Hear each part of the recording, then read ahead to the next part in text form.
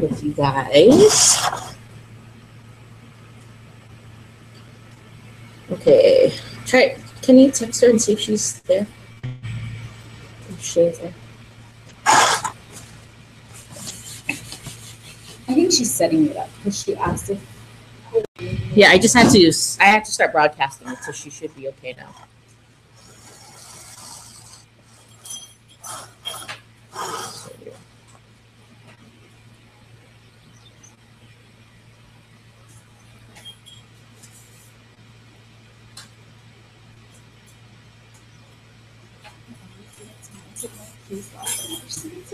Okay.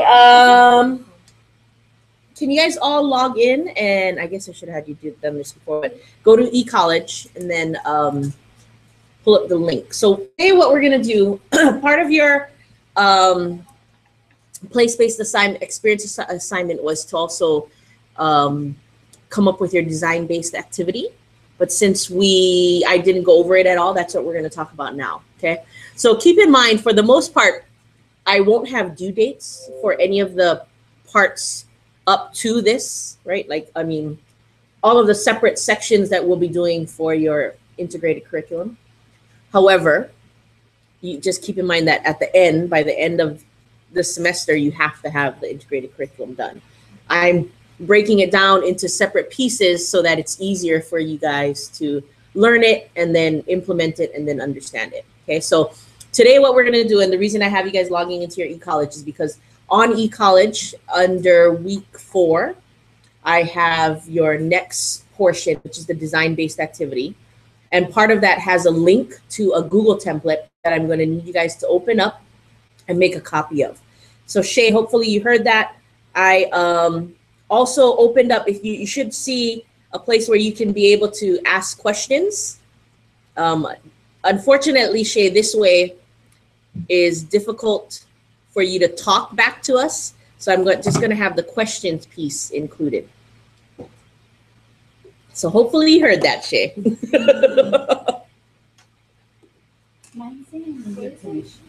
Oh. Try and, so what does it say after that? Let me see. I already sent in. Okay, sorry, I'm gonna log in right now. So send me your request to log in for the permission piece.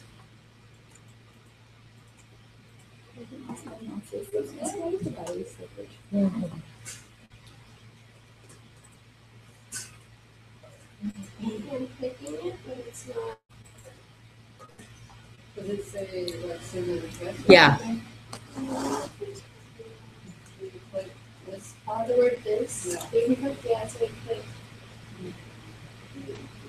Okay, so I got Amber so far.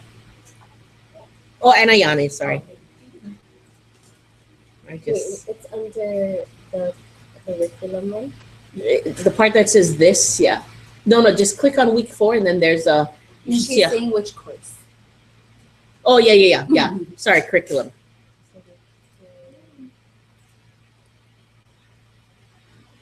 Yeah,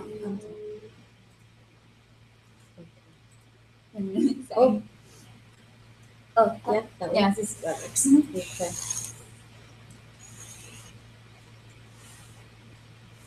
Okay.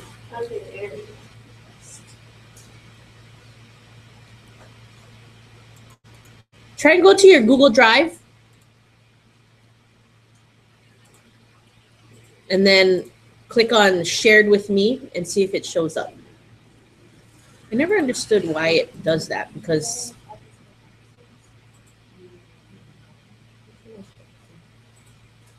the link should give you access to view it. Is it not working? Share with me and what title? Under, it should be design-based learning template. I got your email about that though. So it's that. Yeah, I don't know why. It should say.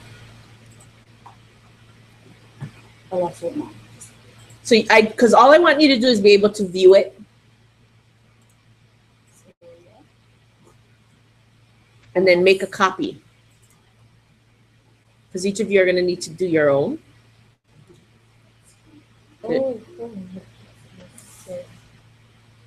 Oh, like right now it's live.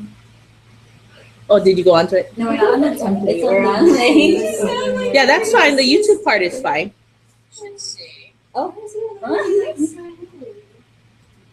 I'm not getting it.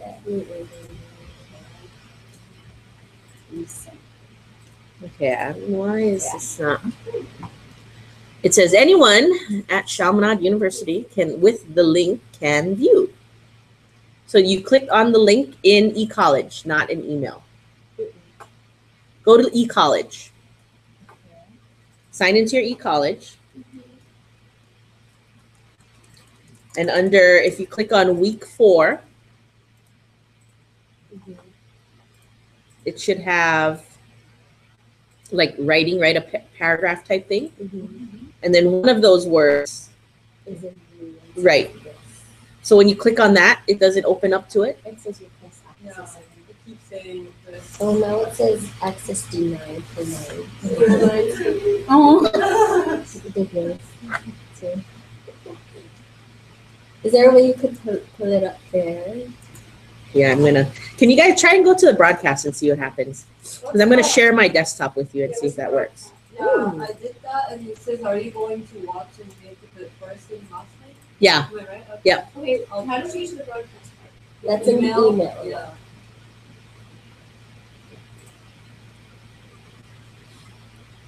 Or you, okay, you just have to did say your screen yes. change on the broadcast? She sends it on Gmail. Yeah. Can you guys try and go to the broadcast? I'm gonna share my desktop with you. If that works. Turn the volume off. Did it share? Did you see the shared desktop? You should see it now. Ash, let me send it to you.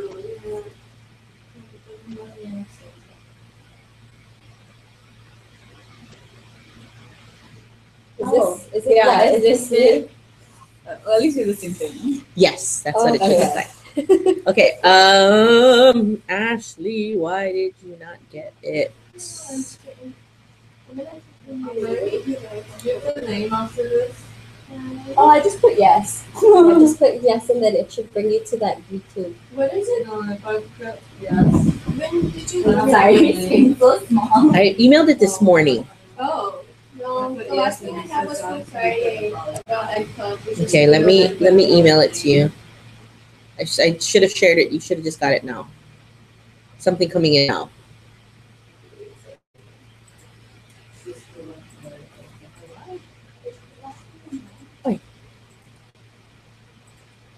No, it's back to the video. Yeah, because I yes.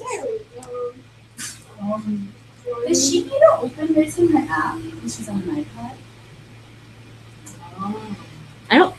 Oh, I don't know. It's starting to pull though. It looks like you reached the. Try to use your app. Is that what you're saying? Very good, Shay. I'm glad to see that you got on. Okay.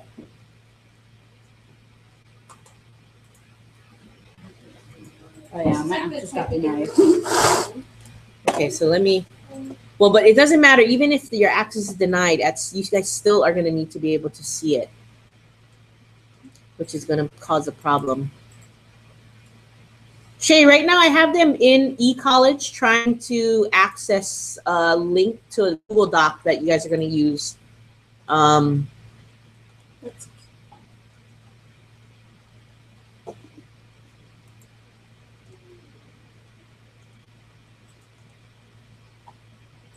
Let me see.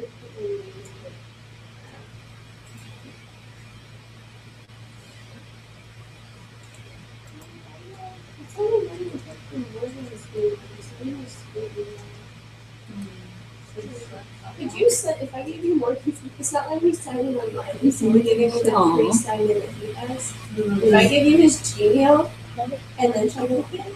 Because I'm trying to do it in the app, but the app won't let me. It says I need to sign in, but it won't. Just to just go to the internet. Oh, you know why the people this is on the syllabus, It right? wasn't. Is it one of the things? Yeah. Yeah. So I already joined it. That's why I have this little picture. I think I did my author email. Did you send us an email again? No, you just had to search for my name, and then, like I told you, which email address to use, and then that's it. Should I go into your email account? No. I don't And know. then do the space. And then It's like when we put in a company, add Okay, so I think you need to create a Google Plus first, a Google Plus account, and that's probably what it is. I thought I tried. Let's see if it would do it.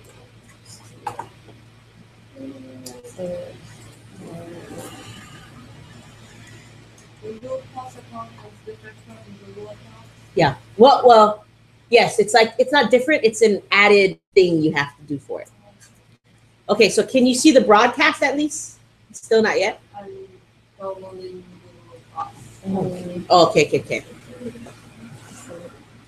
Shay, can you see? Shay, yeah, I'm trying to solve the problem.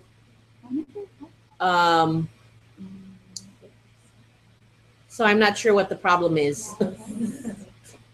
So with regards to why you guys can't access the document.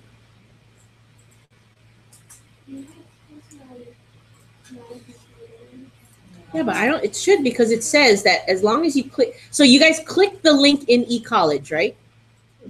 And that is not giving you access. Oh, I maybe that's why anything is different. I know it's just important. All right, I'm gonna That's why I put education. I'm sending you a link now. An email. Let's see if the email works better. Try the email. Your question and answer part that you sent in, Amber? No, only I see it. So I see it and then I can respond to it. Okay. Does that make sense? Yeah, it's like just with you because Yeah. you're the queen. Okay, I got the But ask it's not a group thing. Or is it because we are not added to it? No, I think that's just how they made it. Is that all we need to see was the ask? Okay, Is that cool. Yes, that's what. So did you get that email? I got the second one. So click the email and you guys should have the document that's up on the broadcast now. Okay. Is that working? Open in docs. That one. Yes. Okay. Yeah. Yes. Okay.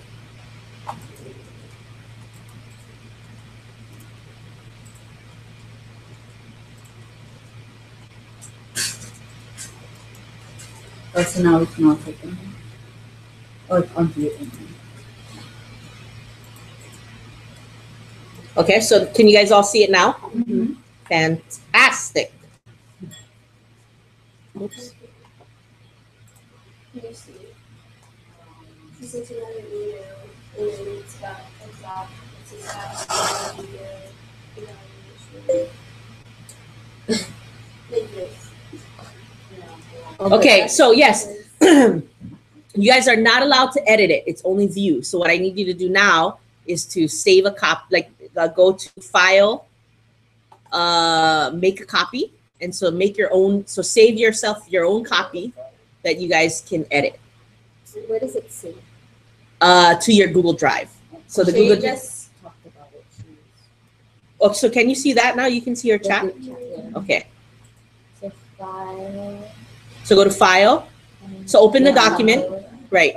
Make a copy. Make a copy I just copied it. and it'll save it right to your drive. Okay. So to find it again, you can just go to file open, right? Or you can just in your Google Drive. So when you see this part here, I'll share this on my broadcast because I'm practicing sharing. This is pretty cool. Okay, so when you see this part here, right? When you just go to my drive, you see that part I'm clicking here on the broadcast. it'll show up, and then you just got to scroll through it and find where it is.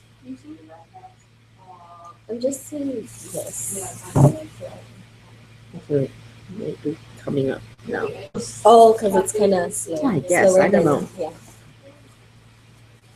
Can Shay hear everything? Yes, Shay Oh. can hear everything. So all her. Okay, I see. Questions and stuff.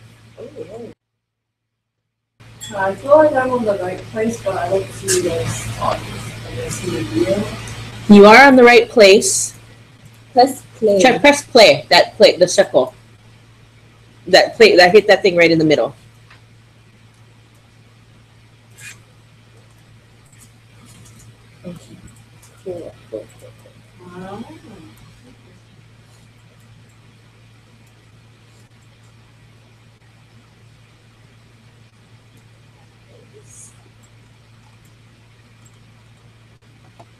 Okay. So did everyone save it? So you guys at least have a copy, and then we'll start working on it together.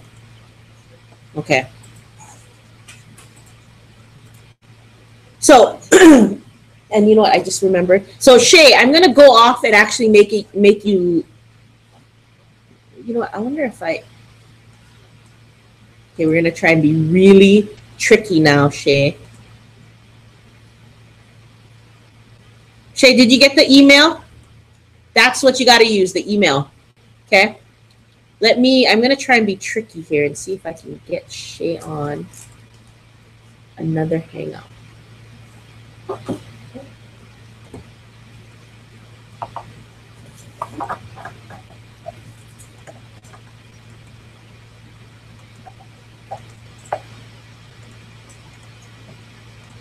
So that she can talk.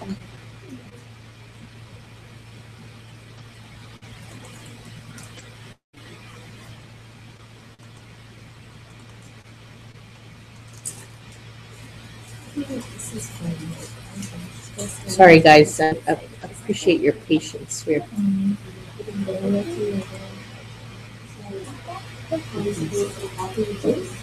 Yeah, whatever the No, no, is international stuff, you would copy it yourself. But you can fill in if you're doing this.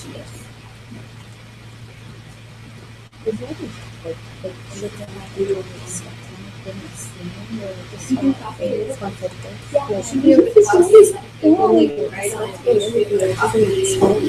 Like I put in the notes section, so you need to Like while it's going. And it's like whatever.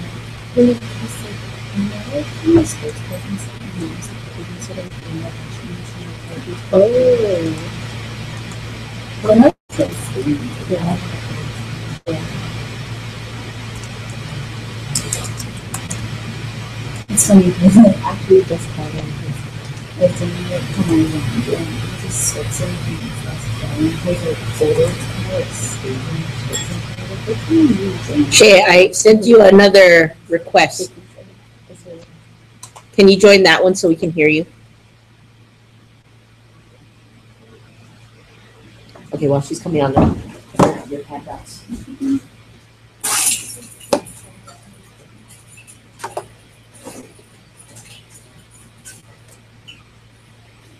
Did you get it so you could copy it? I know, I didn't think I was going to be doing that. I'm sorry.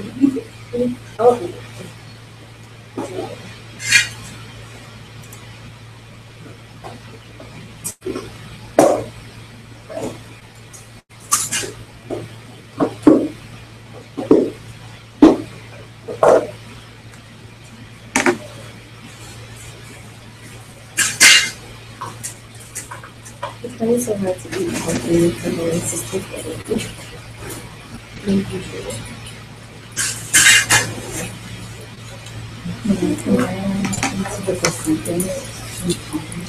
Oh yeah, and it's so hard to get back into it. How does it work? Like, you do have all of the another one. I think in elementary school. Yeah, but not. Shay, did you get my other invitation?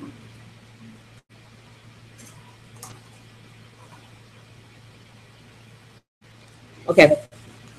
I'm not sure where she is right now. Hopefully she is, because then we can 2 hear her. minutes ago, she said, "I can hear you guys."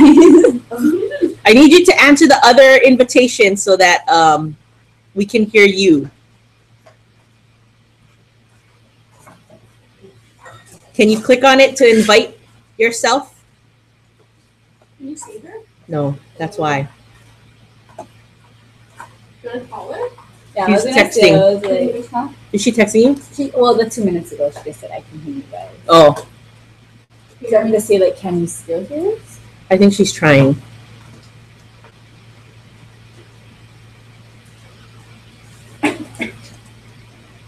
Well, maybe she is. Hopefully, I know she can still hear the broadcast, so that's a plus. But anyway, okay, so Oh, just mute your thing. it sounded like her. I was Okay, so this packet,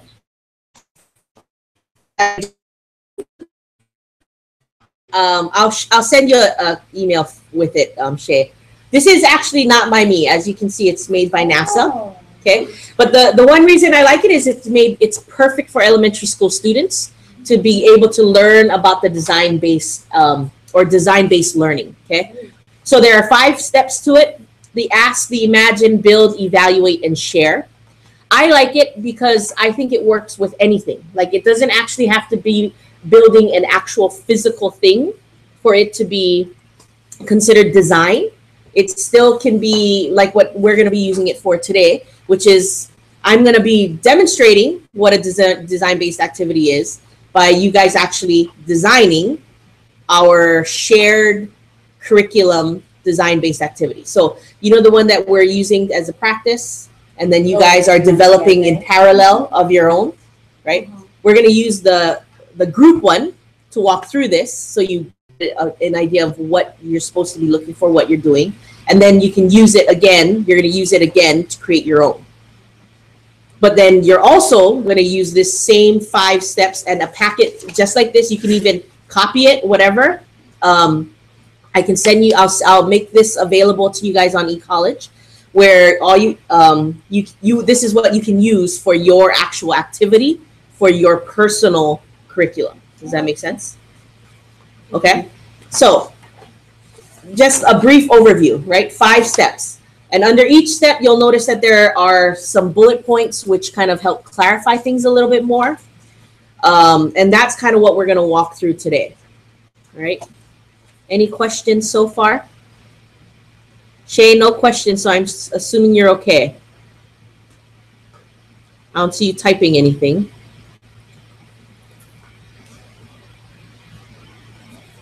Can she hear us from the Yeah, she can broadcast? hear us from the broadcast, but she's Because having. the broadcast is a lot slower. Yeah, I know. But she said she liked that one better because it came in clearer than actually doing a hangout, which is why so I'm okay. But now I'm trying to see if I can double up and do a hangout and a broadcast so that I can hear Shay. But we're still waiting for her to join the call. Oh. So I'm not sure. If anything, I can always get my phone. Yeah, do you want me to call her and see if she heard to do the other thing so you can hear her? Yeah, Like, I'm if sure she heard did, to but do that yet? I'm sure she did, but we'll just wait and see what happens. Okay, so any questions about what this looks like so far before we move on? Is this something you talked about this one? Not exactly, because they didn't actually talk about design based as much, like in great detail, and then they for sure didn't talk about this. Like, I know this is a separate part of NASA from what that lady came and talked to us about. Yeah, but no, I meant like, I don't know. I feel like the guys. Oh yes, the guys when we had to do those like you guys have to do the bobbing thing, and yeah, that was for sure a design based activity. Oh, okay. But he didn't make you work through this. Like 1, 2. Yeah, Right. Okay. But obviously when you're doing it with students, that's why we're kind of walking it through. You're gonna have to share with them like what it is. You have to teach them what design is about. And really all you have to do is do this with them once and they'll understand. Okay. There you are, Shay.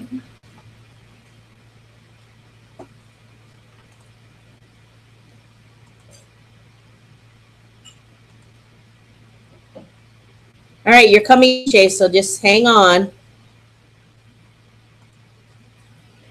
So since we're on the topic of the STEM, those Yes. two guys, would the problem be like the limited resources people might have? That's the problem. Well, nope. So, for instance, today, your problem that we're working on today. Professor Cowie, did the video go through her call? Because she just said that she's trying, but it's not working. But I don't know if you just answered her. It's good now. It said. Because I heard you say, "Oh, hi, Shay," and then she texted like right after that saying it's not working. It's still working, I guess.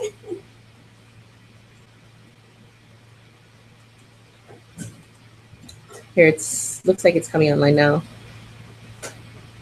Please wait. Okay. So, the problem you're going to be working on is. Oh, shucks. What did I. Oh, you know what this is. Like, I can't even think of it now. I got to remember what I wrote. Oh, yeah. Okay. So, how do I, or you, or we,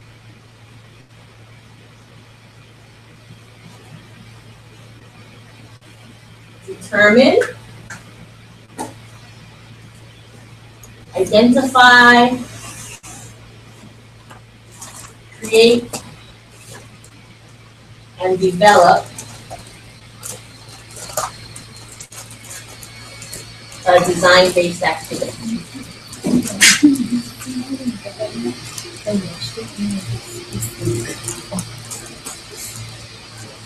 Okay, so that's the problem that I'm coming up with.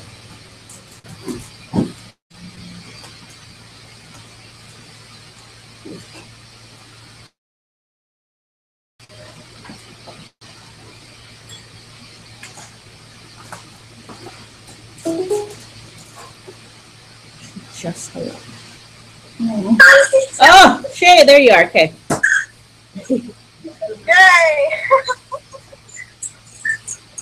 This is really awesome. I'm going to be so impressed if I go back and look at this broadcast, because my rear camera is looking at you guys, and then my front camera is working with Shay.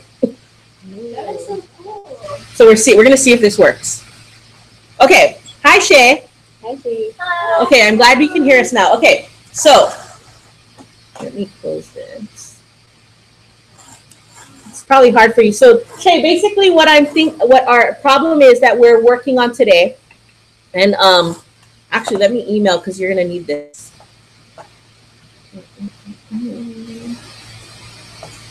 Shay, I'm gonna be emailing you the design packet so you have a copy. Okay.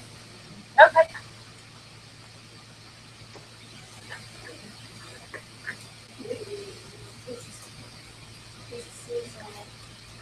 This is our problem, right? Yeah, that's our problem. Okay, right. Okay, so, but this is how the problem piece works. Okay, the problem piece works as when you give your students a problem, like I'm giving you the problem, the part A, so step 1, part A, where it says, what is the problem? You don't want them to only write down what the problem is, but then you want them to define in their own words what that means to them. Does that make sense? So for instance, let's say if the problem that you gave them was to design a better filtering system for our taro patch. Okay? So what they would do now is to take that problem, right? How do I design a better filtering system for the taro patch? And then put it in their own words as to what that means to them, what the problem means to them. Does that make sense? Okay, so what I want you guys to do now is to figure out, based on that, what that problem means to you. Sorry, Shay, my computer is going really slow now, so hold on. Right now we're doing the idea, not the one we did. We're going to do the group one. I'm going to talk about that a little bit more, but let's just focus on this for now. This is our job. Yes. So you have to explain what In your own words, what does that mean? What does this problem mean to you? Like, what do you think you're going to have to do for this problem? What does it entail? What does it mean? What do you have to do? And I'm sending you the question in the email, Shay.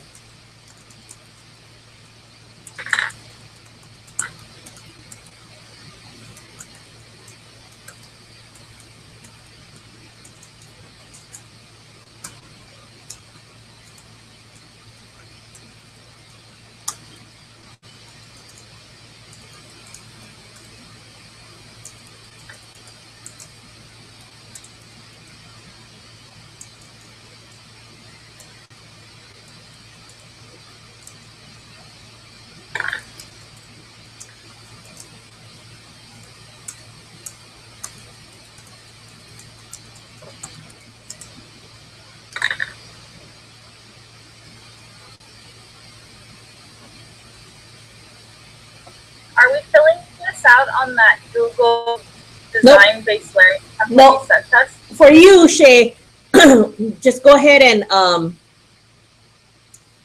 make a note of it, like what it means to you. Oh, okay. There's your email.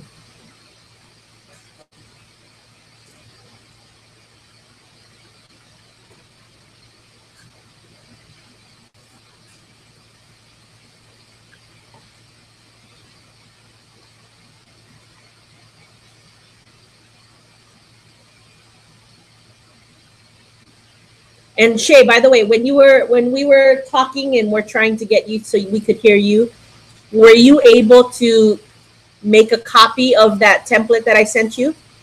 Yeah, I have it. Okay, so you've done that already? Mm-hmm. Very good.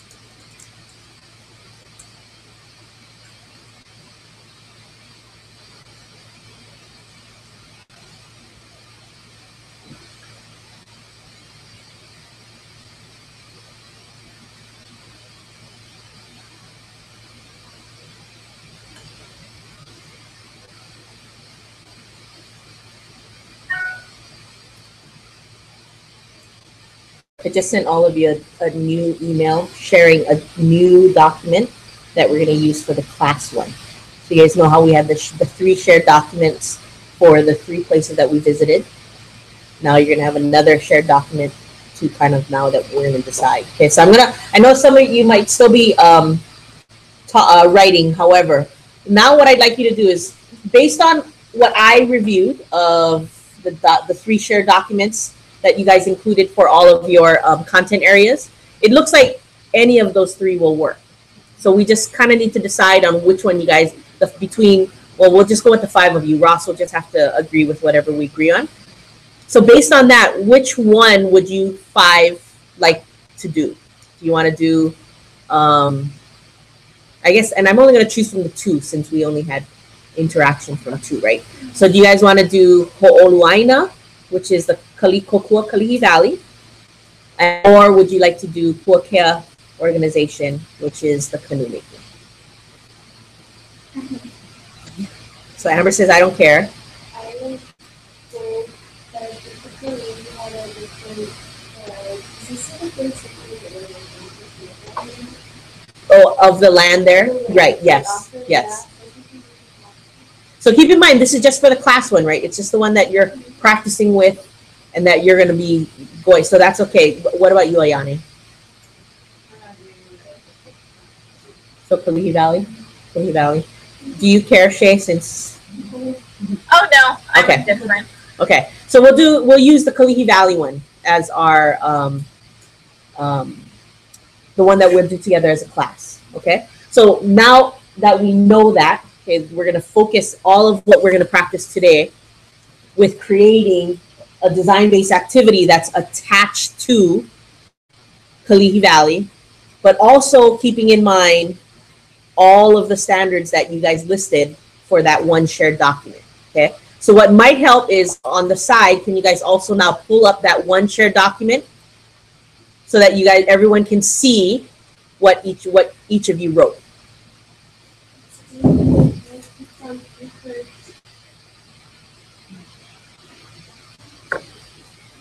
So it's called, it was the Kokua Kalihi Valley document. The one that you just sent us now. That's the one we're going to use. You can edit. That one you can. It should. Shay's on there, that's why. So I know you can edit. Shay's little cursor is working on there, so. I just found it in our drive. Wait, mine's Oh, open. yeah. Let's see that. I have a whole bunch of guns pieces, but I forgot what they're called. What do you mean? Like the section that Lee kind of typed up. Oh, that's fine. Because I don't know what they're actually called either, so. Okay, I know he talked about it too. Right. I forgot that. But still open it up.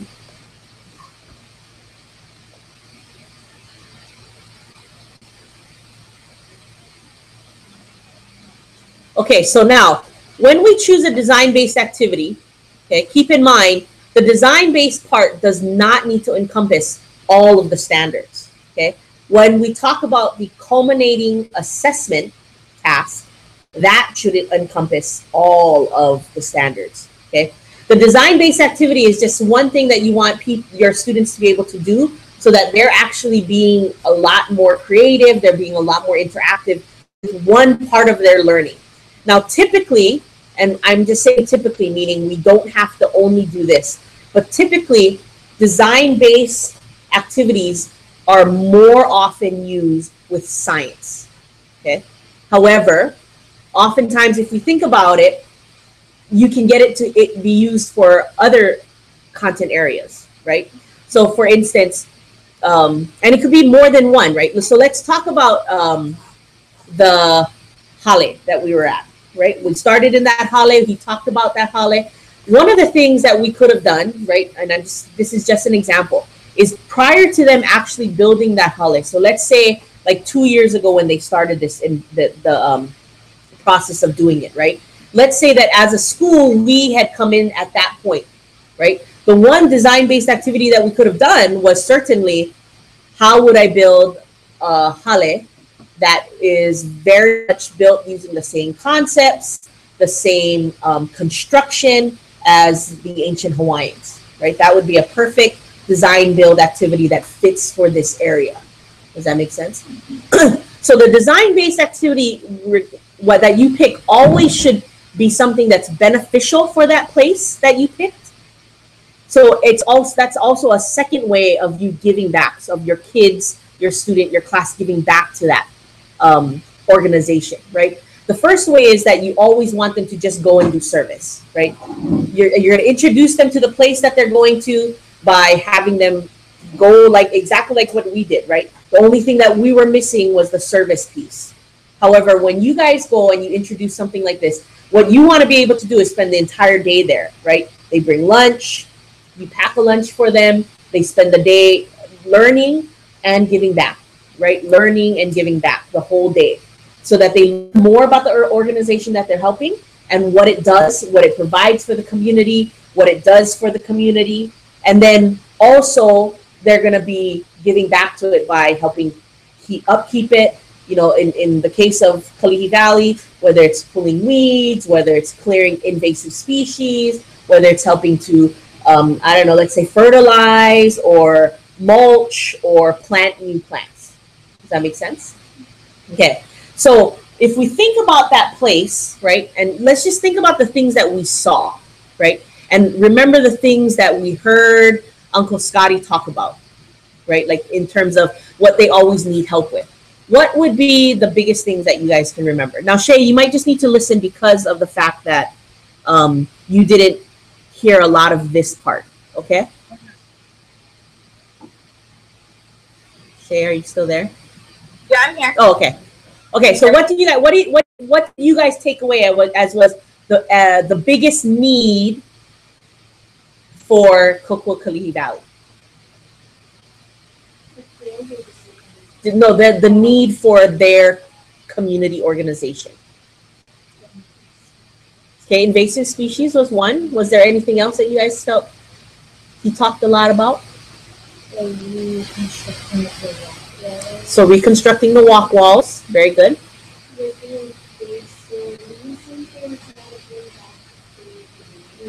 Okay, and bringing back the natives. Anything else?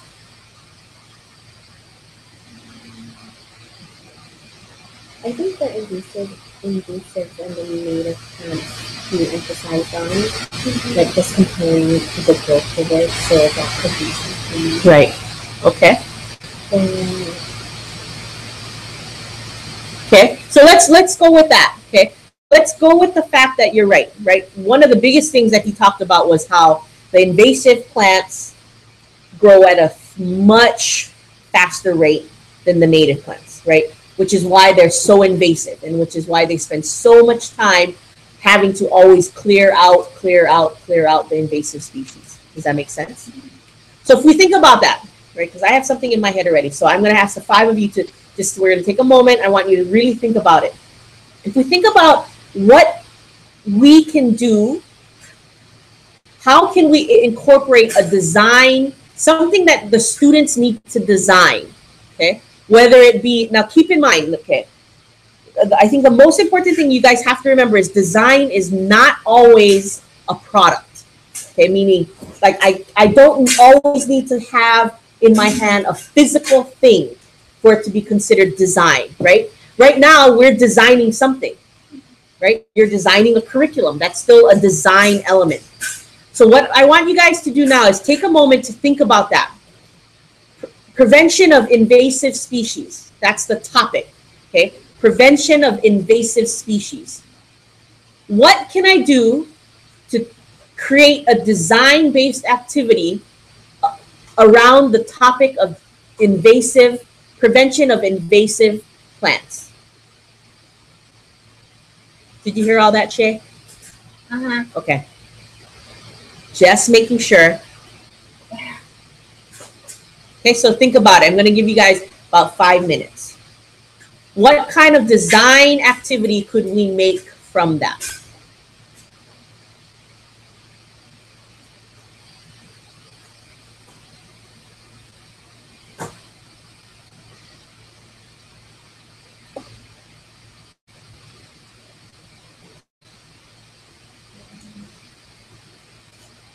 Okay, so kind of, sort of, we're along the imagine part, right? So we're on step 2.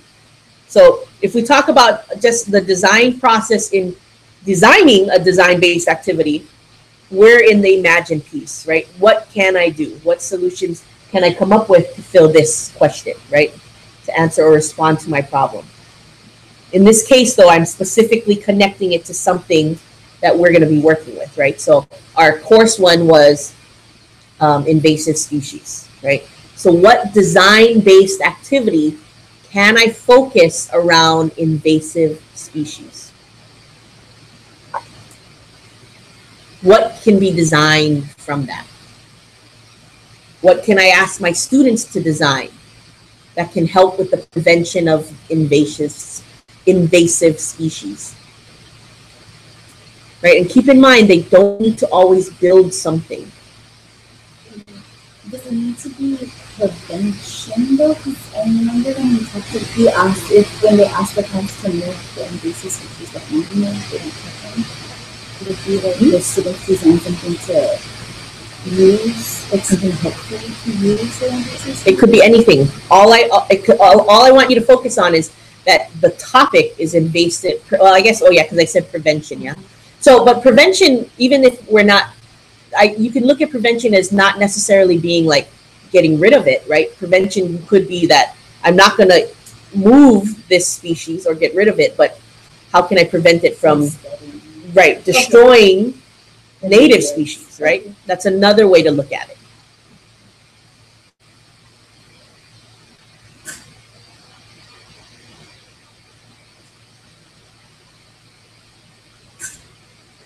Okay, so I'm going to give you some ideas, but I always hesitate when I offer ideas, because then you guys, students tend to get stuck on that, right, and can't think past it. But I think it also, in this case, might help, right? Maybe, maybe not. So here's one idea, right? One idea is that I could have my students design a work schedule that will prevent invasive species that are removed from coming back.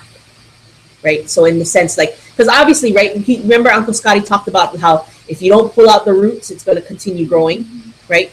And so it's not something he can control, though, right?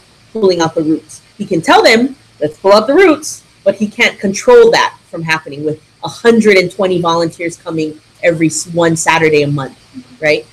So might there be a schedule that students can design where people aren't coming back to pull out the same invasive species that someone pulled out a month ago, right? Which might mean that, yes, Kokua Kalihi Valley, if we're to present a solution to them, right, it might mean that, oh, based on this solution, maybe we need to have more than one Ohana day a month or work day a month, right? Does that make sense? So that's one example of a design-based activity, right? Does that make sense? Okay. And I'm going to continue using that one example as we walk through the steps too, for when we create everything, okay?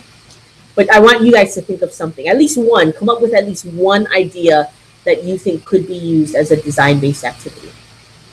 How about like having students like design tools to best eradicate invasive? That is perfect, okay? Shay's got her one. Does anyone else have their one written down? Actually pull it out, see if you can need a water in that same spot kind of thing. Okay. So that starts kind of okay. Yeah. So you had the same as Shay. Oh, it's Ashley. Okay, so I don't know if you heard that, Shay, but Ashley and Catherine, their idea was to immediately plant a native plant when they take out or remove an invasive plant. Very good. Okay, what else? Ayani or Amber, did you guys come up with something? Well, mine is going more along using the native or the invasive species for something. I just come up with something. Oh yeah, just like to donate. Oh, you mean like how they built a canoe? Yeah. Okay. So like when they pull it out, it's not just to put it out and toss it. You can donate it or Okay. make a project to use it. Okay. Did you hear that one, Shay? Yeah. Okay. And Ayani, did you come up with anything? And that's okay if you didn't, but did you? I was thinking more of like creating some like tools to like invasive species. So same like Shay. Yeah. Okay. Okay, so we have three ideas that we said, and we should focus on one. Okay, so we can kind of move along. But well, actually, you know what? We don't need to focus on one. You guys need to focus on one as we do the class one, right? So, and again, we can if you want to pick one. But does that make sense? Right? So, do you see how you guys can, you as teachers can come up with some design activity that fits the place or the organization that you're working with, but still allows your students to use their imagination, their critical thinking skills, their creativity to be able to come up with something. Okay, so if we're still along the lines of the imagine part, okay. So if I'm gonna stick with the example I gave you because I'll let you guys work on your one. So if I think about the schedule, right, a schedule of cleaning for invasive species, right. The next thing that you need to think about, because you're gonna have to help your students along with their thinking, right, for the brainstorming and solutions part, right, is what information will students need to know in order to solve the design activity. So in my case, right, for the one I suggested, the schedule, obviously the students will need to figure out or learn the growth rate of the plants, right? Because they'll need to know how quickly. So basically what they're gonna need to do is go there, pull out an invasive species, and then just keep track of that in terms of like when it starts coming back. Does that make sense? So that's part of the two. Yes, yes. Right, because they're still, so in this case, but you have to know this as a teacher, right? So that you're sure to provide them with all of the information they need to do the design, right? So if I think about it from my example perspective, right, in order to be able to create a schedule that works, they're going to need to know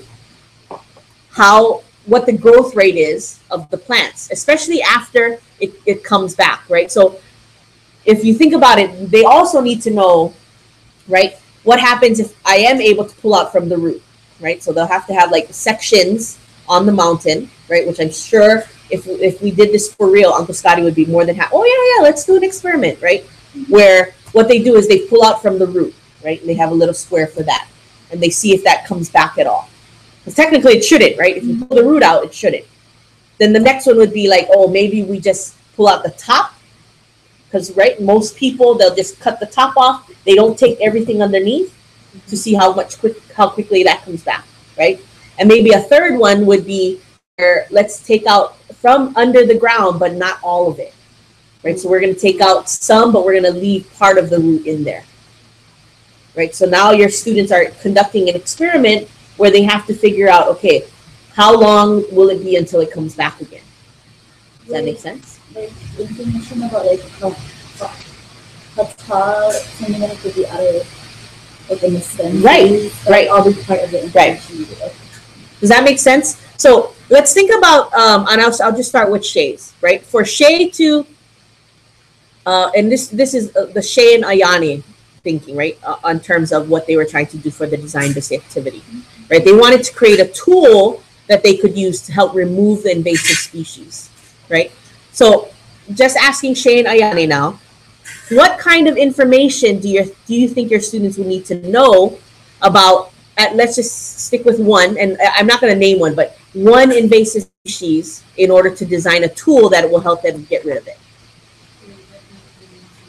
So an invasive plant that grows here? Yeah. You just have to speak up so she can hear that you're talking. But go ahead. Okay, Ayani's going to say. I was wondering, like, if they need to know how big and strong the plants are. Right. So the root system, right? How extensive is the root system? What would you think, Shay? What other information would your students need to know about how to get rid of invasive plants that grow? What parts of the plants need to come out, or like what type of tools are used now to eradicate them? So could you like smother them with materials? Do you have to pull the roots out whole? Do you need to eradicate all the seeds off of the plant? Very nice. So Okay. Very good. Okay, so that's an excellent, right? So Shay's thinking that we can start with the current, right? What the status quo is. So what do we do now to get rid of this plant? Okay, does that make sense? So part of the design, when you're designing the actual activity, you need to keep in mind that these are the things that the students need to know, so that you build it into your curriculum. Does that make sense? Does that mean they need to know like current tools and tools already? Yep. But does it affect like how they design it? No, it can, right? I mean, they could use the current things that they use to design it, right? But the other thing, like maybe is what if the plant has thorns, right? You got pricked by one, right? Remember when you're touching the hallelujah, Oh yeah. right? So if it has thorns, that has to be taken into consideration when removing something, right? Oh, we maybe our tool needs to have a glove on it somehow. Does that make sense? Right? But I think that, because Anani is kind of saying how you don't like giving us ideas. Right. Like, so maybe you could do like, could we do a day, create for a day, maybe we do their own design without knowing Another thing like maybe Yeah. You could do that. I was thinking more of a STEM conference that we have, like it's going to and they need to figure out the tools. They need to create their own tools for that. Right? Yep.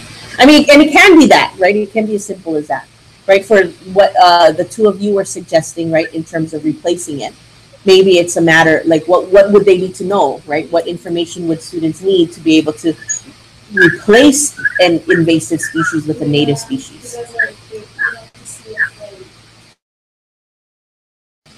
How easy is the tree? That out, like, and we're going to put something that cannot use soil, Right. different sort of Right. land. Like, would the plant affect the soil around it? I don't know. That's right. I don't know either, right? So that's something that you would definitely need to think about, though. And this is for you, right? This is part of the planning phase as a teacher. Like, you really need to think about, okay, well, what information are my students going to need to have in order for them to be successful at this, right? Because the one thing you don't want is you don't want to create a design-based activity that's poorly planned, and then your students get completely frustrated with it, right? And then they don't want to go on anymore. Does that make sense? Right? So, like, this is why, like, the way I'm teaching it to you is we're just walking through it, right? We're doing our own design by having a conversation while we're thinking about multiple things at once, right? You're thinking about your own personal one, but you're also thinking about what we're going to need to do for the course one. Does that make sense? Okay. Now, the one thing I want you to keep in mind too, like, even though we're doing the course one, I'm okay with it not being completely filled out, right?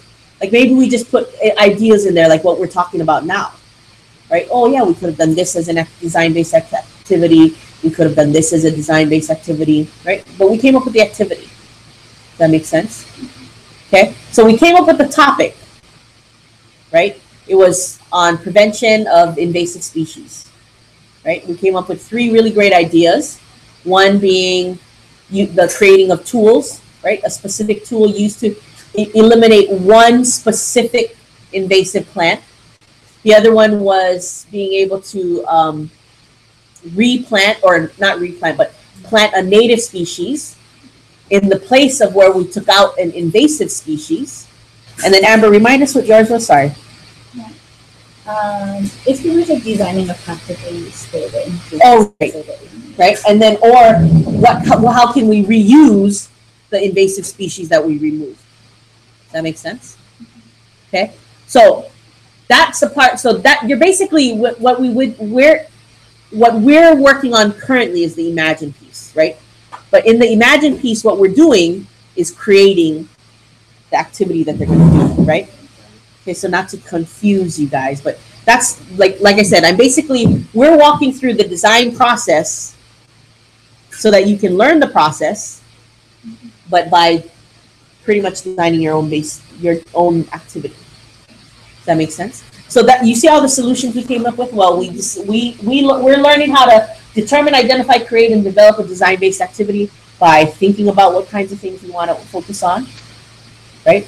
So coming up with a theme, And then based on that theme, we came up with a number of solutions on how we can find a design-based activity that was associated with that theme, right?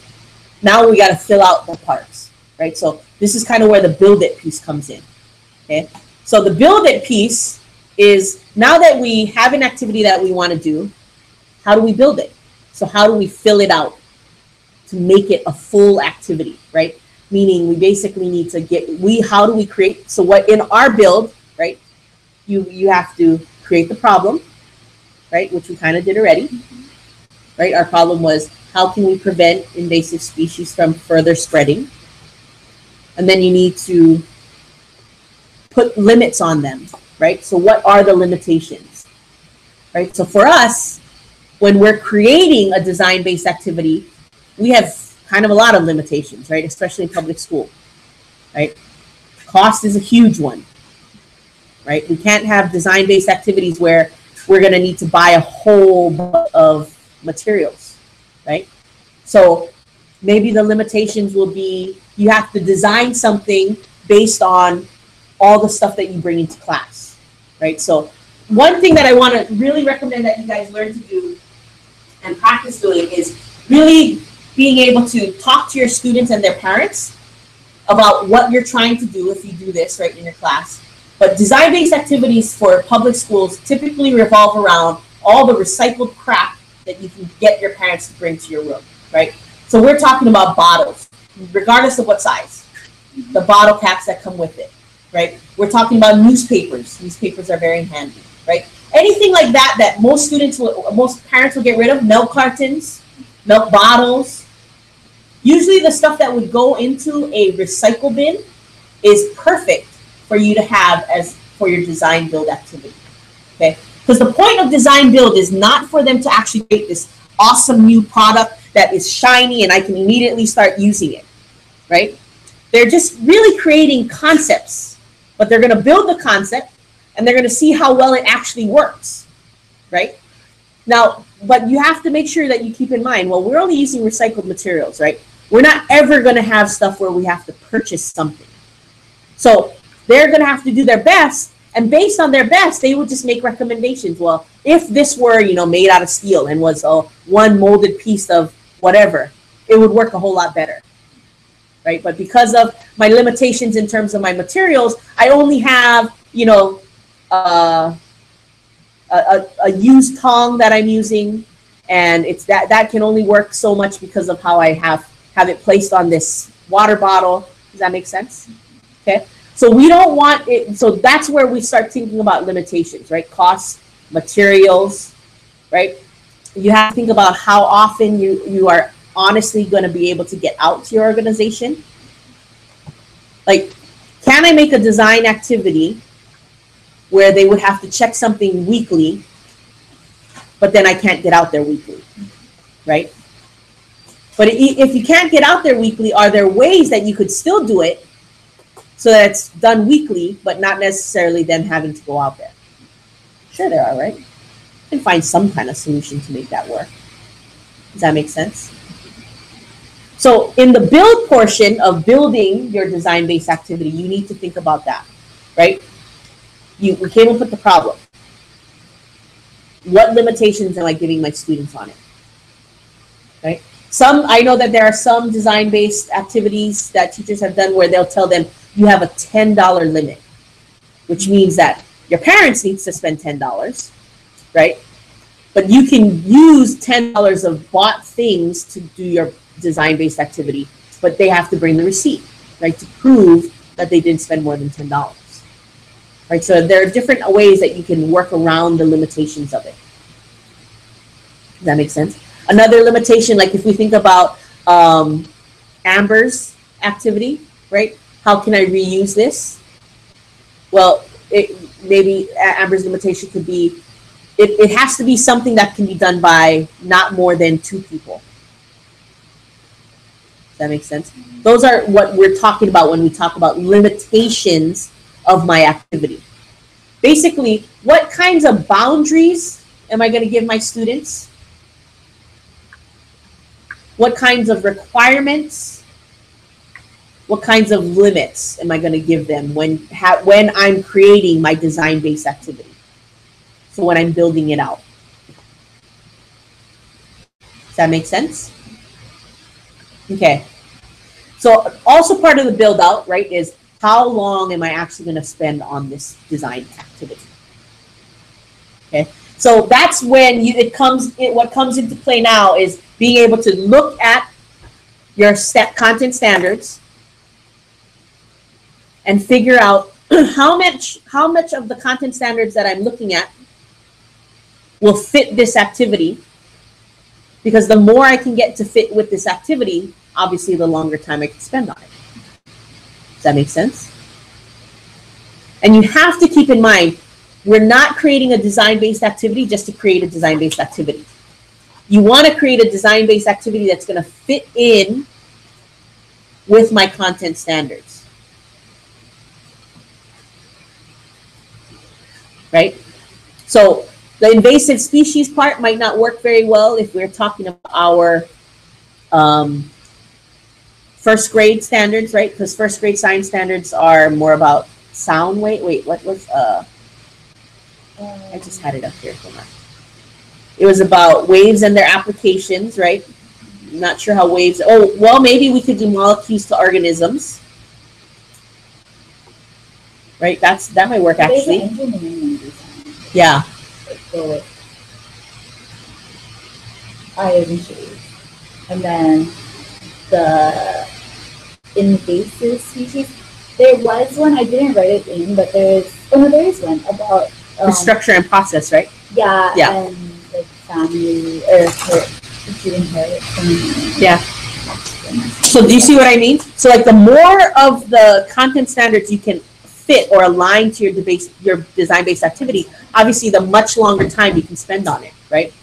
If we think about it, it also includes math, right? If we're looking at, let's say we're looking at what Shay and Ayane shared, right? Because we could talk about putting shape limitations on it, right? So Shay could say, well, your tool has to incorporate a rectangle and a triangle in the final shape of the product. That makes sense. So now now we can talk about that. So that learning now becomes part of the design-based activity. Does that make sense? Right? So we have the problem, the limitations, content standards. Right? Because content standards will obviously dictate what instruction needs to take place.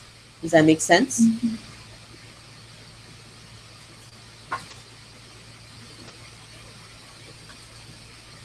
And then as always, what's the final piece after that? Well, then they come and they have to build it, right? So they're learning, they're building, they're learning, they're building, they're learning, they're building, they're learning, they're building, right? So then the next piece is, okay, let's try it out and see if it works, right? Now that I've tried it out, oh my gosh. And let's say we have our students making a tool, right? So the first time, just like what we did, right? What the 4 of you did at the STEM activity, right? We tried it once, it didn't work. So what did we do? We had to go back and redesign it, right? Same thing, right? And then the final piece is that they take the time to talk about what they did, why they did it, to share out. Does that make sense? Now, the really wonderful thing about this design packet is, I'm just showing it to you, Shay, I know I sent it to you, is that it already comes with a rubric. So assessment really doesn't need to be anything that you think about, because you're just assessing them on their ability to do the design, right? Their assessment of their understanding of the content area, you would do separate, right? Were they able to incorporate their inheritance instruction into this? Were they able to incorporate the shapes that they were required to and use the shape appropriately in their design? Does that make sense? So you can still assess them on that knowledge and understanding that they have to meet the content standard. It just would be separate from the design activity. Does that make sense? So the goal, for example, mine, the goal isn't to make the perfect tools to get rid of the basic species. It's more like meeting the requirements. Let's say they have to use 3 different kinds of shapes, and you have to follow that. Well, that's just part of it though. Because they still want to try to be, you still want that to challenge them to try and make the perfect tool that incorporates all of these requirements and removes the invasive species while you're doing it. Does that make sense? At the same time, they have to Yeah. do the requirements. Right. So that's that part under, if you look on step 1, right, where it says, what are the limits? The limits are the same thing. What are my requirements? What is it that I need to know and make sure to include in my design? Shay, just out of curiosity, because I haven't received any notice except for Ayane as the only one who has done it.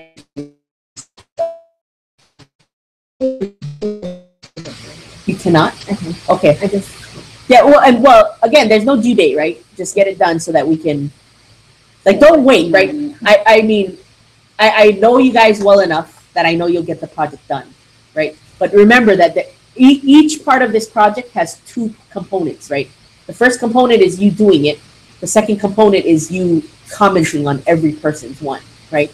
So and that feedback piece was mainly so that you guys stay on top of things when posting, because you're basically screwing your classmates' grades, right?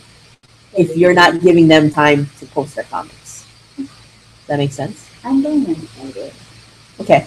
So just letting you know, right? So Shay, because of that, Shay, did you have any trouble finding any community organization or someplace that you wanted to work with? Yeah, I found one. Okay, perfect. Okay, good. Okay, so I actually changed mine because I was gonna do the aquarium and the invasive algae, but then kids can't go in the ocean. So is that like I should take it completely out of my? No, okay, so that's not quite correct. It's very strict rules, but the Department of Education does have rules that if you follow to a T, you can put kids in the ocean. Oh, really? Yes.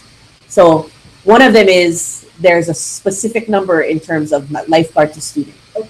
But the lifeguard has to be a certified lifeguard, Okay. right? So there are ways for you to do it. You just you're gonna have to look up the rules for them, right? I know it is, there definitely is a ratio between students and lifeguard. And it's so hard because like I remember doing reef walks when I was in elementary school, but so different. Right. Now. Right. Like You can still do it. different. It's just very strict in what Remember that one we learned at the conference with they were growing all the algae or the seaweed? They were doing Wasn't that on the side though. was that an after school one, or did they do that as a class? It sounds like it was No, they were going after into school. the class and they were grading it with the students. Right. But the thing, like planting the natives back into the ocean was done during the right. It was on the weekend. So that was how they avoided the whole DOE rule, Okay. because it was then voluntary, right? Your parent had to come, right? So there's definite ways to get around it, Okay. right? Now, if you wanted to use so if you're teaching them while they're doing, right, then you would definitely, that means that you would need it during school time, which means you need to follow the strict rules. So it's just a matter of asking, right? What rules do you follow? Where can I find the information about being able to put students in water? Okay. I wonder how you get a lifetime. Because when it's certified, so I know their own set. Like we still find it and like get the contract kind of. Like I the wonder how it is. 'Cause certification, like if you can go find someone, then we all have somebody like on speed dial. Yeah, so it's it varies, right? Yeah. Like there might be a school, the school might require you to use this specific people, right? I think for the most part, I mean, you can find your own. It's almost always better to find your own, because more than likely if you ask and you know, they won't charge. Right? They'll do it for free. oh, okay. Right. Most of them, that's all they care about, right? Like if you're going to take me all day, can you at least give me lunch? Okay. Maybe even breakfast. Oh. Yeah, so people Yeah, because then you're imagining, like, since we're not actually doing it yet, it is that way. Right, which is why I want you to think about it with your class, right? The class that you're doing now. I mean, all of you except Ayane has a public school. Is that correct? You have public school as far as I understand too, Shay, right? Yeah. Yeah. Right, aren't you at Sacred Hearts? Oh, yes. Yeah. Okay, I was like, wait, you're not saying anything. So that's why I want you to use your class, right, when designing this, so that you follow the rules of your class, so that you prepare everything. So for instance, right, part of the things which I'm not sure you guys have been thinking about when you create this curriculum, right, one of the materials or resources you're going to need is you're going to need to have your consent forms, right, from your parents, right? You're going to need to think about whether or not it's going to cost them anything. Now, the one thing I did is that there are two other places I had chosen to, like, depending on, I might have taken you to, but those immediately came off because one was $10 for us to go and the other was $7, right? So is there a cost involved? All things you guys have to think about when creating your curriculum, right? Because those are things that I'll probably comment on. Like, mine will be probably more practical. Like, I don't see you listed a consent form. You don't have to have the consent form down, but you should have under your materials, like, oh yeah, I need a parent consent form, right? Are we doing this with teaching, or this is all like No, in so our head, you're gonna have to turn in the curriculum, right? That's the product. If you were able to do it because your teacher is all on board for it, then I would say that'd be great, right? But this for sure is not something I would require, not even for your student teaching, right? Because student teaching, right? Student teaching, unless you knew, like you guys know, like you guys, right? You 5 are the only ones who know that you're gonna go into student teaching in the same class. Well, you might not. Her mom just had a stroke like a week ago or so, and she had a caregiver, and the caregiver just walked out on her. So she doesn't know if she'll be able to do that. That's something she knows. Okay. Right. But that's what I mean. Like, I couldn't. This definitely wouldn't work unless you had a year-long teacher, like you guys could do right now. Okay. Okay. So does that make sense in terms of how we're designing this and what we're doing? And we kind of went off on a tangent for a little. Okay, let's take a timeout break here. Come back at 1. We'll take a little bit. I can actually got mine. Yeah. I think I emailed you have some kind of idea of what it is. Yes. It's just the cafe thing, right? Yeah. It's a cafe store. Okay, I was like, wait, it's a store? Wait. No. So I didn't realize that we had to make like a. Because when I think design, I think of a product, right? And you explicitly said it's not a product, but no, it can be a product. I'm just saying it doesn't. What people tend to think of is it is a product, but sometimes depending on where you go, it might not be I just can't figure out how to do a product. So yours would be very easy to do a product, right? Like, I was planning for the students to do a service. I was planning for them to go into the cook and everything, and do be a cashier, that's math and everything. So is that an idea? Nope. So what they would still need to design something. So think about it. Okay, so just from one thing you said already, like I could definitely think of something that they could do, right? Like, couldn't they design and again, I don't want to take away from you. That's why, I want you to do, but design a recipe. Yeah. Okay. Yeah. See, look, I didn't even need to say it. Right. But that you could be even more specific, right? Like, you could tell them how would you design a recipe that incorporates something that's grown on the growing side of the organization, right? Okay. Okay. I mean, I think, that would be a perfect. And then, think about the different limitations that you could make, right? From a mathematical perspective, you could tell them that they have to use, right. But remember, keep in mind, of whatever grade you're doing. So aren't you doing first or third? So perfect. Yours is perfect, right? What is the social studies? It's still hiccups. Yeah, hiccups. And then science is Next gen standards. So what you're using. And those are we just do the 4 for sure. Minimum 4. If you want to add more, yeah. Okay. But you can also just think about 2, right? They could design posters. Also, even that. Right. Okay.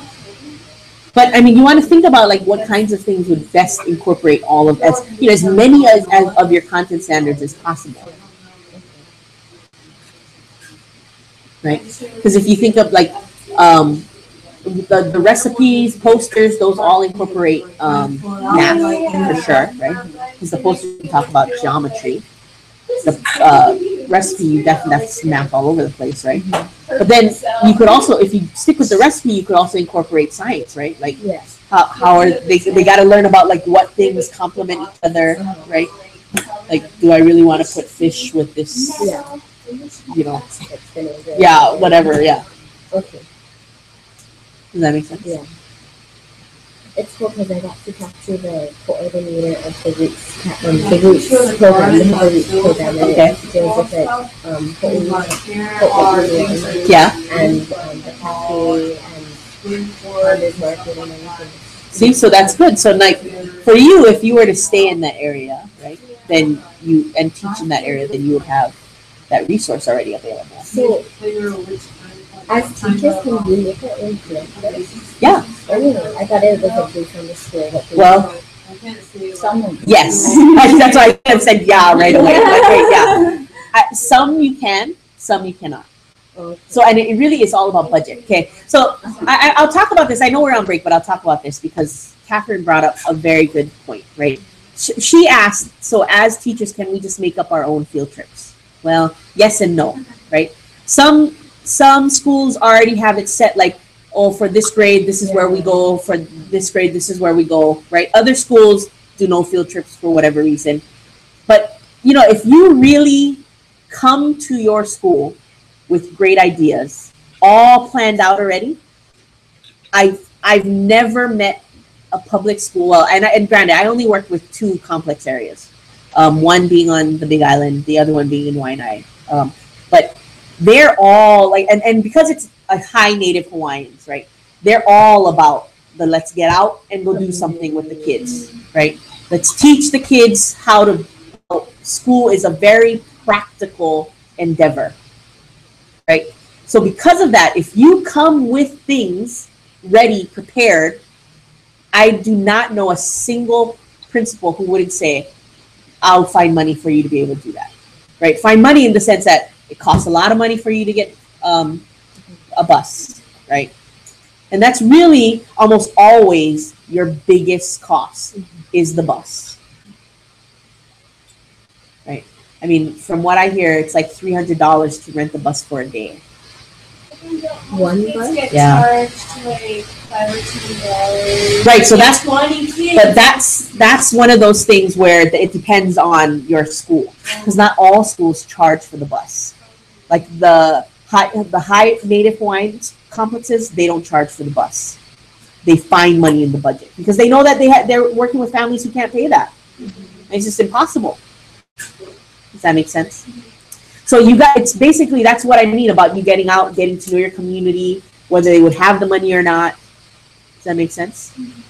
Right? So you just think about those things, especially like once you guys graduate, you guys have your license, what kind of school am I going to want to work at? Like, am I going to want to work at a school that's going to give me this kind of freedom to be able to do this type of curriculum? Or, I don't want to take that on. That's too much. And that's okay, right? Like maybe think about it, 3 years down the road, down the line, right? I'm not saying, yes, you guys, it would be fantastic if you guys went into school and started teaching like this immediately. But oftentimes with how much work you have to do as a new student, a new teacher, it's kind of impractical. Does that make sense? Like, for instance, so I had did you guys know Riley? Mm-hmm. Yeah, so I because I had Riley right last year. So Riley's teaching in Colorado right now. And so I got together with him to see how things were going. And he was like, holy smokes, like this is so chaotic. I'm like, yeah, this is your first year. That's how it's expected to be. Right? Because you have to remember, right, part of your first year, you're going to have to go through an induction program. And that's usually a 1-year thing. I know for sure the 2 complex areas I work with, Waianae and then on the Big Island, it's a 3-year thing. Okay, so it varies. I think actually all DOE schools in Hawaii is a 3-year induction program. It's just that the 2 I work with have a very formal program that you have to follow. So is that like the teacher and Yep. Nope, we're doing your both together. Doesn't that ask like I don't really know. I know we like we have all our own PRs and we listen to teaching and we get grade on that and we get our degree and then somehow we get our license. Like I never Yes. So what you get once you graduate, because you pass all your practice, you get a provisional license. So the provisional license lasts for 3 years. As long as you perform satisfactorily for 3 years, you will get your standard license. And so that's without having to pay that $300. That part I don't know. I know in Colorado, only because that's where I got my first license. In Colorado, I had to pay for the provisional as well, but it was cheap. It was like $65. Oh my God, such a comparison. Right, but then once I got my professional license in Colorado, it was like $240 or something like that.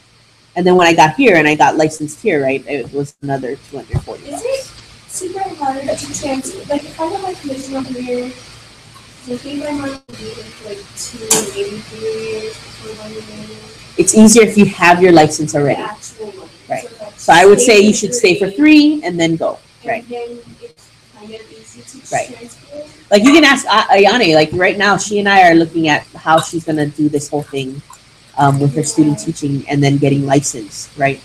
For her to get licensed, she has to take another test. And it's the Washington D. Yeah.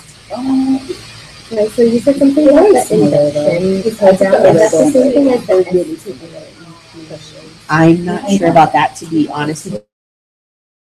What is induction? But I do know that the DOE requires that 3 years, where you basically got to go to classes, like after school things, workshops, stuff like that. That talk specifically about like what you need to do for your first 3 years. You usually get assigned a mentor, okay. and the mentor kind of helps you Is that the through it. induction? Yeah, Oh. here in Hawaii. So you're not like left alone to figure it all out. Well, a good school won't. Okay. Um, And they're with you the whole. Well, they still don't. Most mentors still have their own class, but they definitely are there to like help you along, right? Like Riley was telling me he's really glad because he got a really great mentor who has been so helpful in terms of like, this is what you need to do. This is how you can make things a little bit better. This is how, his mentor even found him because he doesn't have a car, so he was catching the bus the first couple of weeks. So his mentor even said, "Oh, by the way, so and so lives down there. Let's go talk to her." And so she walked with him to this other teacher and said, "Hey, this is Riley. He's our new teacher for the 5th grade. You guys live close to each other. Riley catches the bus." And so the teacher was like, "Yeah." So now he carpools, so it's even better. So you know what I mean? Like, but then I know you also have those really crappy mentors who don't do anything. Mm-hmm. Like you basically have to be like knocking on their door, going, "I need to finish this. I don't know what to do. Can you please help me?" So it depends. I mean, I think the DOE, based on my interaction with them, they've done a much better job of like weeding out all those crappy people and filling it more with mentors who want to be mentors, who actually earn their stipend, because mentors get a stipend. So really they should be good mentors, right? Right. But that's not always the case. Okay. And that's pretty much. Did you just burp? No, I put my water Oh, bottle down. I was like, oh my gosh, shit. Wait, sorry, what was that, Ash? It's like mostly what happens after you graduate. Yeah. It's like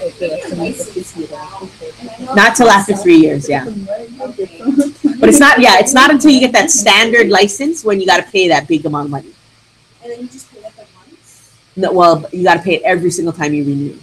So like mine, I think mine is up in 2 years, maybe, my Hawaii one. Mm-hmm. So I would have to renew it and pay another. Last like 4 years. I can't remember. No, I got mine in like 2012, so. Oh. I don't know. I don't remember how long. Maybe 5 years. So you still work at public school full time with the. Oh yes. That's the process. That's why. Provisional is you don't get your standard one right away. When you graduate from a teacher program, you get a provisional license. So you work on the provisional license for 3 years, then you get your standard license. So that's the only way you can work, right? Which is why some of you may meet types of people in your schools that you eventually end up at. You may even have these type of teachers there now. There are some teachers who have no license, but they're given 3 years to get their credentials. Mm-hmm. So which means they basically need to enroll in the teacher program. They need to have their, get all of that lined up, provisional license, everything.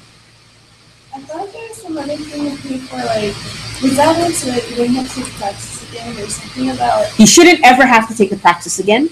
The only thing you have to do, like I is going to have to do, is that there are certain states that have their own test, and you'll have to take that test, which almost always costs money. Like we looked at yours. Yours was kind of expensive, yeah. I think I need to take one or two. Right. What do you do then? Seriously? Yeah. The other option for her, at least in that state, would be to work at a private school, because a private school, to me, they don't care whether you're licensed. As long as you can show them that you have the background in your resume to be able to do it, then they'll hire you. Oh, really? I heard there's some private schools that want you to have so many years under your belt. Some, yeah. Kamehameha doesn't care. Oh, really? Yeah. Punahou doesn't care. As long as but those are cream of the crops here in Hawaii, right? So they can get the best. Yeah. Right, but honestly, they don't care if you're licensed or not. A lot of private schools in the upper grades at least, you're a history major and you had something with kids, but you don't have your teaching license. They don't care. Stuff, so yep. You're good. That's why, for the most part, Kamehameha, Punahou, Mid-Pac, Iolani, they'll, at the high school level, they'll hire people straight from industry, right? They'll hire engineers to teach math or science. They'll hire, because they have that background. And they'll tell them, I don't care whether you get licensed or not. As long as you're able to teach our kids what our kids need to know, you're okay, right? I think one of the things, so I'm working with a charter school. I do some work with a charter school where they have an engineer who's teaching here the math.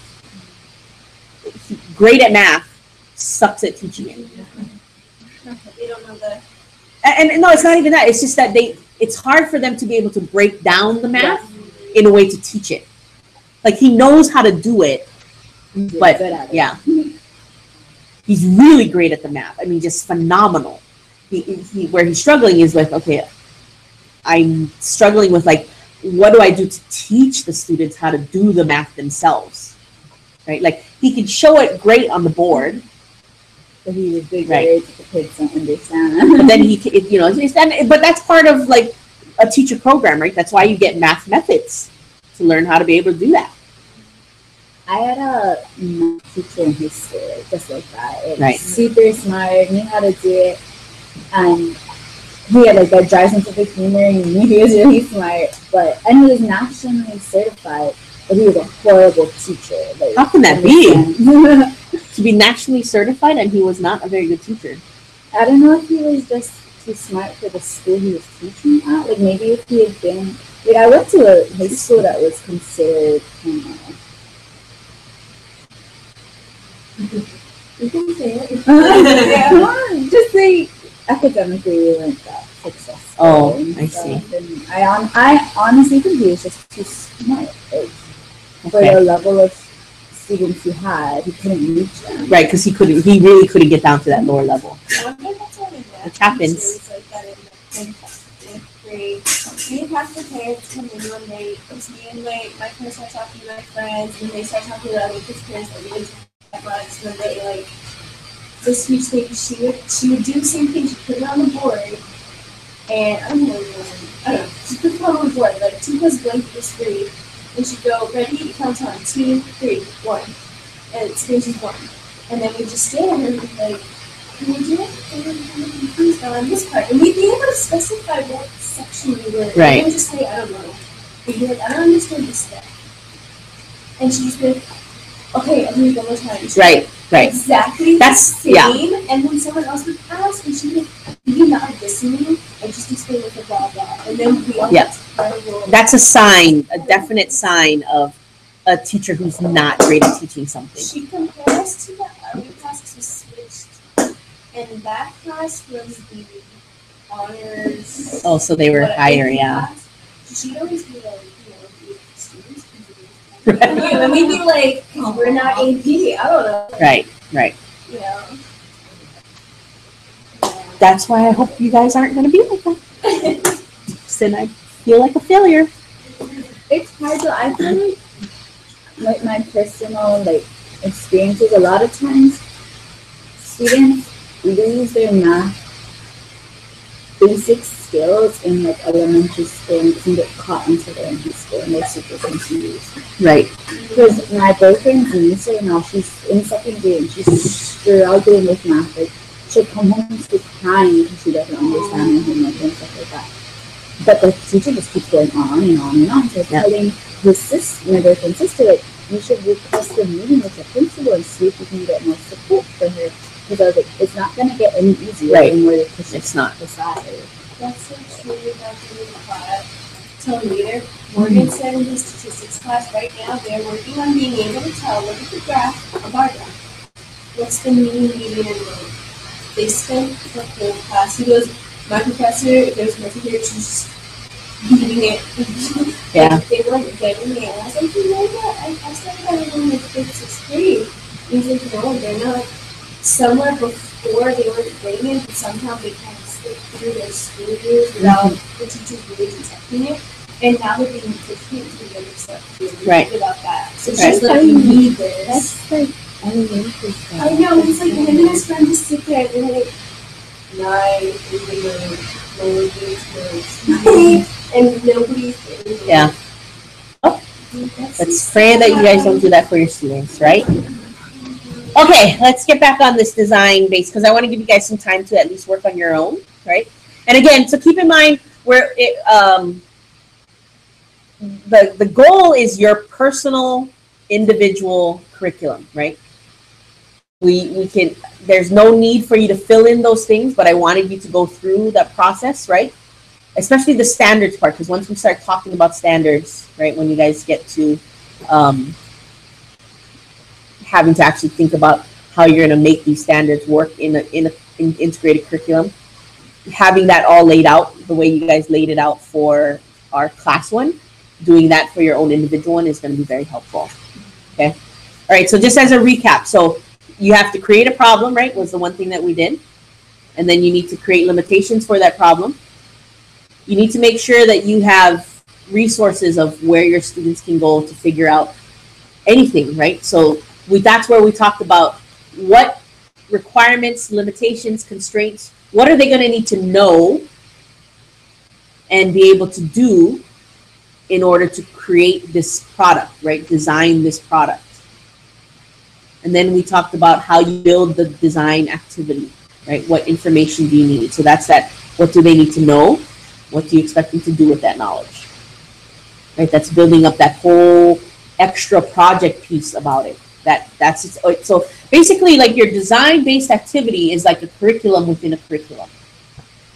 However, the better you can be about trying to incorporate as many of the content standards that you need to hit on in that design-based curriculum, right? That means that you'll get the instruction for it done. You can assess them for it in that design-based activity, and you're done, right? You're done with those standards if you can show that they've met them with proficiency. Does that make sense? Okay, and then so you have to be able to. So basically, your creation of that design-based activity kind of ends once you have that whole thing done, right? The test part of it, because you can test it, right? Test part of it is more in the sense of like what we're actually doing, right? You guys are going to fill out the design-based, the packet, right? How you're going to do everything in terms of writing your own design-based activity, and you're going to test it out on your colleagues. Did I remember everything? Am I instructing on everything that they need to be able to know and do in order to be able to complete this project, right? That's your test. So your test is actually giving it to someone else, basically like us, right? We comment, we read through it, we give you our comments on it, and then you're going back and then reevaluating. Okay, so now that I've got this record of results based on my comments from all of my colleagues, what am I going to need to do now to make it better? Does that make sense? And then the final piece for you as teachers, if we're looking at this from the design process, is now I'm going to be able to share it with my students. Does that make sense? Okay. So for your part of this is you do need to have, your curriculum needs to have a design-based activity that is focused on your organization. So it has to relate to your place-based focus. Okay. So you cannot have a design activity that has nothing to do with the place that you chose. Does that make sense? Mm-hmm. So again, everything that we do with this curriculum, we want it to be as much about the organization as it is about the learning, right? So how can I incorporate as much of the learning I'm doing in this curriculum around that organization that I chose, right? Which is why now your design-based activity has to be something that will benefit that organization that you chose, right? So if we're thinking about Kokua Kalihi Valley, well, our one design-based activity focuses on helping them prevent invasive species from spreading, right? Because we know that that's a need that they have and that we want to be able to fill. That makes sense? So one thing that you might need to do if you didn't get that information in your first trip last week, or maybe you took more than one trip, is now maybe you need to think about, okay, what needs does this organization I'm working with have? Right? Do they need advertising to get more people to come and spend money? Mm-hmm. Do they, what did you decide, what organization? I went to Hawaiian Human Society. Their main goal is to help animals and try to advertise people to adopt them. Right. Okay. So your need might be, how do we get the word out more? Is that a need that they need fulfilled? Does that make sense?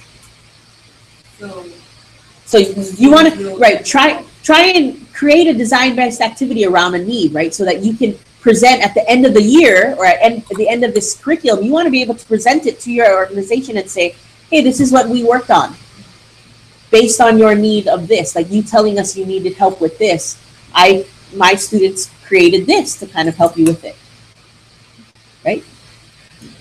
So like one way to think about it too is think about, all of those, not contests, some are contests, but you know how like when you're in elementary school, sometimes you have to like draw a picture to prevent smoking, mm-hmm. right?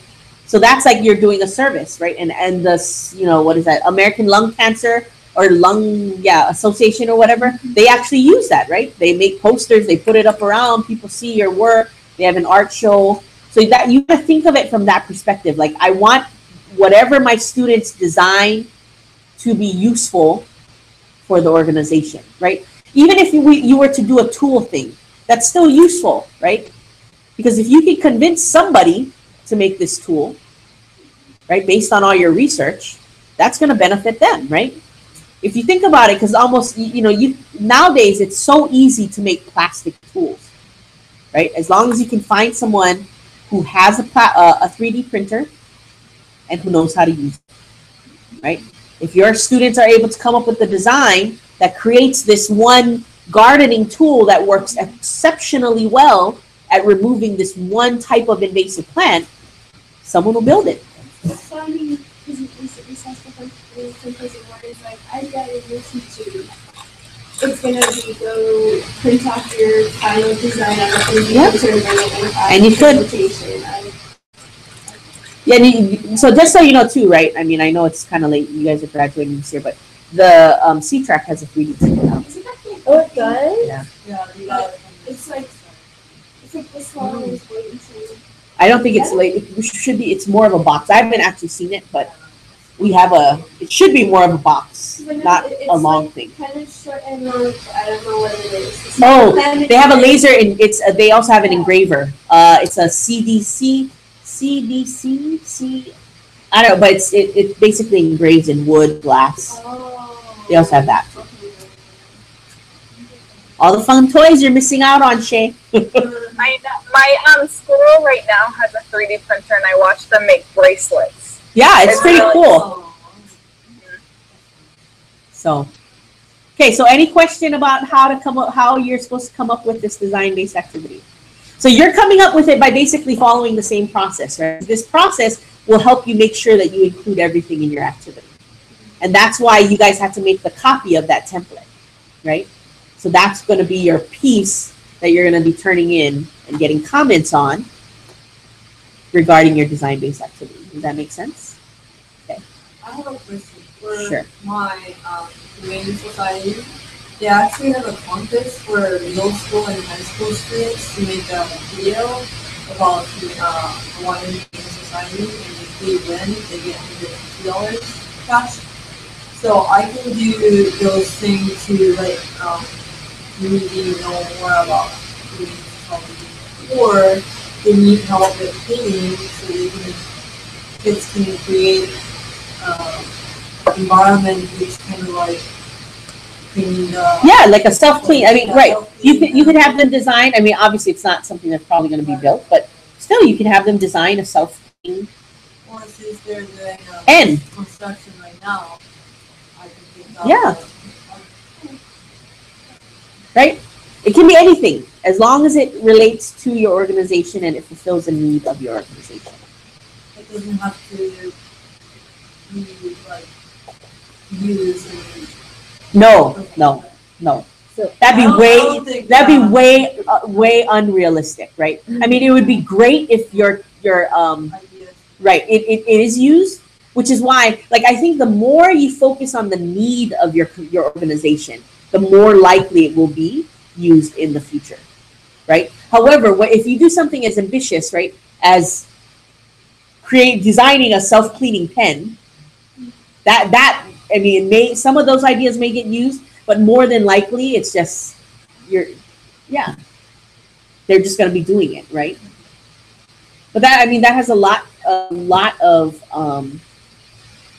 math and science involved in that, right? Part of the other thing you can think of too, from an English perspective, right, is having them prepare a presentation, right, where they have to maybe write a speech about how they would present whatever they do.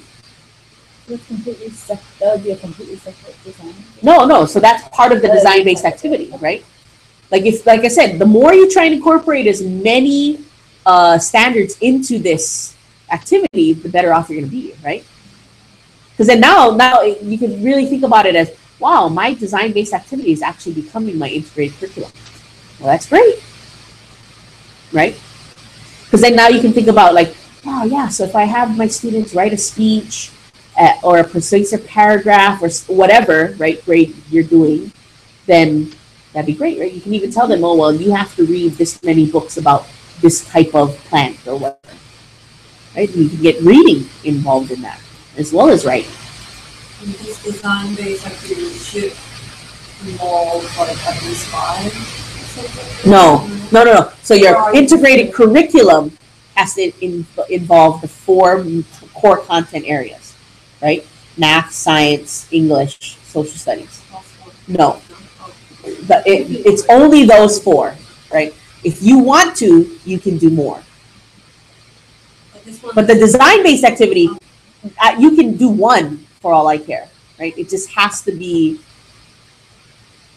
a design, right, where their students are designing something, and you should at least have it relate to at least 1 content. Oh, I thought it would have to. It doesn't have to. No, it does. I'm sorry for confusing you. The design-based activity does not need to. However, right? It would be better. Yes, the more you can get it include more than 1, the better off you're going to be. Like I said, right? Now, now my design-based activity is actually becoming my integrated curriculum. I thought that was a good. No, it's not. Okay. It's not necessarily. Yes, I like, okay, if you like, basically, let's put it this way. If you can do that, I would consider you advanced in this class. But it's very difficult, right? I mean, which is why I'm not requiring it to happen for you guys. Like, for instance, I have that luxury because I only have 6 of you, right? With the other class, like, I can't spend individual time the way I spend with you guys because there's 16 of them, right? If the rest of their class gets caught up somehow by their senior year, then I'm going to have 23 of them, right? There's no way I'd be able to do that.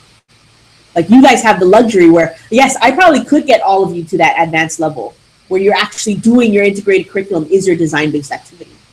And that's, yes, what I want you to shoot for, but I'm not going to require that. That makes sense? You're going to show proficiency if you can, you at least design-based activity with one content area. You're going to show mastery if you're doing a design-based activity that it actually turns into your integrated curriculum, right? That's like beyond mastery if you're able to do that. Right. But then, are you guys? I think, and I'm not saying this. I'm really. Wait, hold on. I'm gonna stop the broadcast before I say this.